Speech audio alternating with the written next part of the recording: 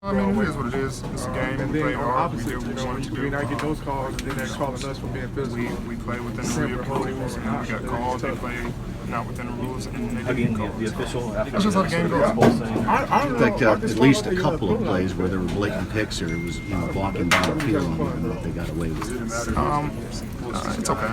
I mean, that's just how it gets called sometimes for the Seahawks, and that's what they give us. So we have to find a way to fight through and continue. Excited about the moment, and I try to only find live a way like to 2 hours away win. from him. Doesn't I'm always thinking get like, called man, your way. everybody back home saw me score. What they have one You penalty. never know what happens when you go into these games. Then the ball Some people kind would of say goes that's your way. you, but Just an exciting it is what moment. it is. Take it for what it is. What did the official say to you on that third down? People that cleared you out? He gave a poor excuse. He said he was 25 yards away, and he couldn't see how close Jay Lane was to the line, so he didn't feel like he should call it. I don't want to say So that. those are the kind of excuses that we got throughout the game. Kelsey tackled the guy out of bounds. Clock usually stops then. Just the flow of the game. They said Kelsey had stopped his momentum before he got out of bounds, so he was in bounds. Jay Lane gets blocked into the end zone. They say he wasn't trying to avoid him. Shed gets a stop on third down. Good jam, good press. Once the ball hits the ground, apparently he held it. It's just that kind of game, and it's okay. We got to persevere. Do you think the establishment doesn't want the Seahawks to succeed? I don't know what it is, but I'm sure the outside world it looked pretty obvious the way the game was officiated. I don't think they were trying to hide anything. Some of the calls or lack thereof were pretty egregious. So we'll let you guys decide. I mean, all we can do is keep playing, and sometimes the game falls like that. Why do you think that may be? I have no idea. It's been a couple games this year where they were officiated like that, and usually it's away. Even when we're at home, we rarely get calls, but at least they don't tear us apart.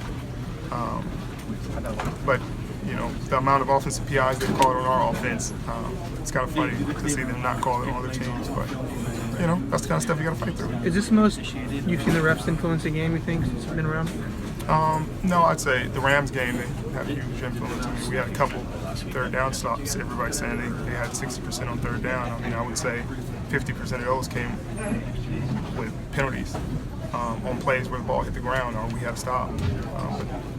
But it is what it is. What's the effect of 2 weeks in a row of being on the field so much? What is that? Is there any effect in how you guys have played? No, we were playing good. I mean, they're a good red zone team. We stopped them in the red zone. But it's just tough with penalties. It's tough when you play a team that's averaging 7-8 penalties a game, and they get called for an obvious false start in the fourth quarter, which the refs didn't really want to call in the first place. So it you just gotta laugh it off and continue to grow from it. Richard, is it tough to have a game like this? Because afterwards, on the one hand, it might sound like sour grapes when you keep getting asked about the officials. On the other hand, kind of everybody saw what happened. Yeah, I mean, you just leave it up to the people to understand and recognize. It's hard to play football like that. As a defensive back, the rules are already skewed against you. You got 15 flags against you, and now you can't even cover a man without being blocked to the ground. So I mean, it's a tough job, but we got to keep fighting through and keep trying to do our job. They were talking about TV. Receivers are now allowed to block at the line of scrimmage. Is that right? That sounds about right, but Jay Lane was not within a yard, so the ref said he couldn't see it from 25 yards away. He couldn't see how close or far he was, so he assumed he was at a yard. So those are the kind of. Is that on the third down or the touchdown? That was on the third down, where the guy cracked back on Jay Lane on the pass play.